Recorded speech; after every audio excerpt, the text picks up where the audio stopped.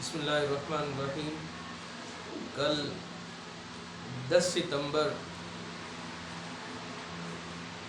2023 کو ہم نے بات کی تھی اس پر کہ انسانی علوم میں اور انبیاء کے علوم میں فرق کیا ہوتا ہے۔ انبیاء کے علوم علم کہلانے کے مستحق ہوتے ہیں اور انسانی علوم وہ علم کہلانے کے مستحق نہیں ہوتے بلکہ فنون کہلانے کے مستحق ہوتے ہیں۔ آج ہم بات کریں گے کہ انسانی علوم کا اثر دنیا پر کیا ہوتا ہے اور انبیاء کے علوم کا دنیا پر کیا اثر ہوتا ہے اور دونوں کے مقاصد کیا ہوتے ہیں۔ انسانی علم کس چیز سے بحث کرتا ہے اور انسانی طبیعتوں پر اس کا کیا اثر ہوتا ہے، اور انبیاء کے علوم کس چیز سے بحث کرتے ہیں اور انبیاء کے علوم سے انسانی طبیعتوں پر کیا اثر پڑتا ہے۔ اس بات کو ہم سمجھیں گے انشاءاللہ تعالی اور بہت بہتر طریقے سے ہمارے ذہنوں میں یہ بات سمجھ میں آ جائے گی۔ دیکھیے، انسانی علوم چونکہ تجربات سے تعلق رکھتے ہیں، انسانی ضروریات سے تعلق رکھتے ہیں، لہٰذا انسانی علوم کے لیے جو تعلیم ہوگی اور دنیاوی علوم جسے کہا جاتا ہے وہ انسانی طبیعت پر اثر انداز نہیں ہوگا بلکہ وہ باہر کی چیزوں پر، انسان سے باہر جن چیزوں کی اسے ضرورت ہوتی ہے اس پر اثر انداز ہوگا، اس لیے کہ جس علم کا مقصد جو ہوگا اس سے وہی چیز پیدا ہوگی۔ ہمارے استاد حضرت مفتی عدنان کلخیل صاحب دامت برکاتہم العالیہ فرماتے ہیں کہ کسی بھی شعبے میں کوئی کام کر رہا ہے اور کوئی جماعت ہے، کوئی تعلیمی نظام ہے، اس میں سب سے زیادہ یہ چیز دیکھی جائے گی کہ اس سے پروڈکٹ کس قسم کی تیار ہو رہی ہے، اس تعلیم کے نتائج کیا مرتب ہو رہے ہیں، اس تعلیم کے معاشرے پر اثرات کیا مرتب ہو رہے ہیں، لوگ کس قسم کے پیدا ہو رہے ہیں اور کس قسم کے لوگوں میں کیا صفات پیدا ہو رہی ہیں اور انسانیت کو ان سے کیا فائدہ ہو رہا ہے۔ تو اس میں آپ دونوں قسم کے الگ الگ آپ چیزیں دیکھیں گے کہ انسانی علوم جو لوگوں کے تیار کردہ ہیں ان علوم کا اثر کن چیزوں پر ہے۔ ظاہر ہے ان علوم کا اثر انسانی ضروریات پر ہے، اور اسی وجہ سے جو ضروریات ہیں آج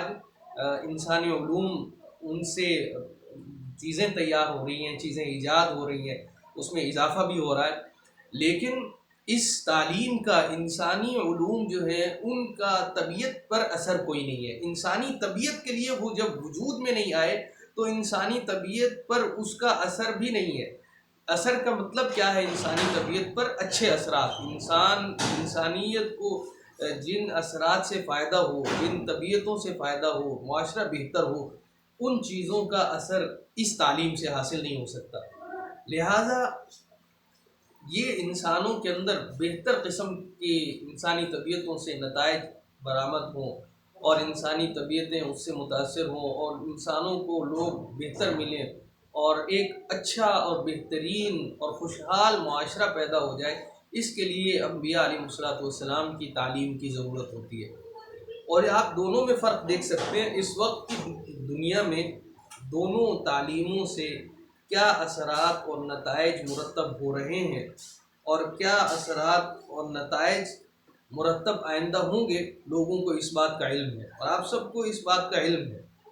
کہ ہماری اسلامی تعلیم سے جو لوگ تیار ہو رہے ہیں ان کے مزاج میں، ان کے اخلاق میں، ان کی تہذیب میں کیا چیزیں پیدا ہو رہی ہیں اور ان کی طبیعتوں پر کیا اثرات مرتب ہو رہے ہیں، اور دوسری جو تعلیمیں ہیں ان سے لوگوں کی طبیعتوں پر کیا اثرات ہو رہے ہیں۔ ظاہر ہے کہ انسانی ضروریات کا علم جس تعلیم میں ہے وہ انسانوں کے اندر وہی چیزیں پیدا کرے گا، لہٰذا ایسی تعلیم جو انسانی ضروریات کے لیے ہے جب لوگ وہ پڑھتے ہیں تو اس کا اثر جو ہے ان کی طبیعتوں پر یہ ہوتا ہے کہ پوری طبیعت جو ہے وہ مادیت کی طرف آگے بڑھتی ہے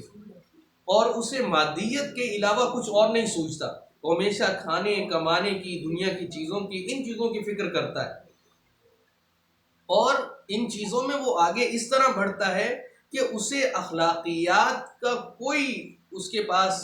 دائرہ کار نہیں ہوتا، نہ وہ اخلاقیات پر عمل کرتا ہے، بلکہ مادیت ہی مادیت اس کے ذہن میں ہوتی ہے اور اسی مادیت کو لے کر وہ آگے چلتا ہے۔ جبکہ انبیاء علیہ الصلوۃ والسلام کے جو علوم ہوتے ہیں ان کا اثر طبیعتوں پر یہ ہوتا ہے کہ وہ مادیت کے بجائے اللہ تعالیٰ کے حکم پر چلتے ہیں کہ اللہ کا جو حکم ہوتا ہے اس کو کیسے پورا کیا جائے۔ اس میں مادی نفع کو نہیں دیکھا جاتا، اس میں مادی چیزوں کو نہیں دیکھا جاتا، اس میں مادی اثرات کو نہیں دیکھا جاتا، اس میں اپنی خواہشات کو نہیں دیکھا جاتا۔ تو یہ دونوں میں فرق ہے کہ دونوں علم جب پڑھائے جائیں گے تو ان سے یہ نتائج برآمد ہوں گے کہ ایک طرف ایک علم جو اللہ اور اس کے رسول صلی اللہ علیہ وسلم کے علم یعنی انسانی طبیعتوں پر جب وہ لاگو ہوگا تو اس کا یہ اثر ہوگا کہ خواہشات ختم ہوں گی، دنیا کی چیزوں سے زیادہ اثر اندازی نہیں ہوگی اور طبیعتیں ان چیزوں سے متاثر نہیں ہوں گی، لہٰذا غلط چیزیں، غلط خواہشات پوری کرنے کی امیدیں بھی انسان نہیں رکھے گا اور ختم ہو جائیں گے، اس لیے کہ اسے اللہ اور اس کے رسول کے حکم پر چلنا ہے۔ جبکہ دوسری طرف دوسری تہذیب اور دوسری تعلیم جو مغربی نظام تعلیم ہے وہ جب لوگوں کو پڑھایا جاتا ہے تو اس سے پیدا شدہ جو لوگ ہوتے ہیں، جو افراد ہوتے ہیں، ان کی طبیعتوں کے اندر مادیت ہی مادیت ہوتی ہے اور انبیاء علیہ الصلوۃ والسلام کی تعلیم کا ان کی طبیعتوں پر کوئی اثر نہیں ہوتا اور ان کی طبیعتوں میں لوگوں کی خیر خواہی نہیں ہوتی، محبت کا جذبہ نہیں ہوتا، رحم کا جذبہ نہیں ہوتا، لوگوں کے ساتھ بھلائی کا جذبہ نہیں ہوتا، بس صرف اور صرف جو ہے وہ پیسہ اور مادہ کمانے کی فکر ہوتی ہے، پیسہ کمانے کی فکر ہوتی ہے، خواہشات کو پوری کرنے کی فکر ہوتی ہے۔ یہ ان دونوں تعلیموں کے نتائج ہیں۔ لہذا آج ہم نے گفتگو کی اس بات پر کہ انبیاء علیہ الصلوۃ والسلام کی تعلیم، اسلامی تعلیم کے نتائج اور اثرات کیا ہوتے ہیں اور غیر اسلامی تعلیم کے نتائج اور اثرات کیا ہوتے ہیں۔ السلام علیکم ورحمۃ اللہ وبرکاتہ۔